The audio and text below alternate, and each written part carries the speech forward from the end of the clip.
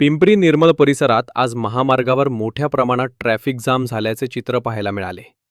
सुमारे 2 तासाहून अधिक काळ वाहतूक टप्प्याटप्प्यानं सुरू होती. मात्र या संपूर्ण प्रकाराकडे पोलीस प्रशासनानं सोयीस्करपणे कानाडोळा केल्याचा आरोप नागरिकांकडून केला जात आहे. आज दुपारी सुमारे 12 वाजण्याच्या सुमारास जय दादासाहेब घोरपडे याचा गंभीर स्वरूपाचा अपघात झाला.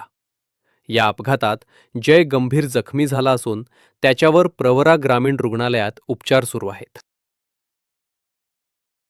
या माहितीनुसार जयची प्रकृती गंभीर असली तरी सुदैवानं या अपघातात कोणतीही जीवितहानी झालेली नाही. दरम्यान महामार्गावर सतत होणाऱ्या वाहतूक कोंडीमुळे अपघातांचे प्रमाण वाढत असल्यानं नागरिकांमध्ये तीव्र संताप व्यक्त होत आहे. संबंधित प्रशासनानं तात्काळ दखल घेऊन वाहतूक व्यवस्थापन सुरळीत करावे व भविष्यात असे प्रकार टाळण्यासाठी ठोस उपाययोजना कराव्यात अशी मागणी स्थानिक नागरिकांकडून करण्यात येत आहे.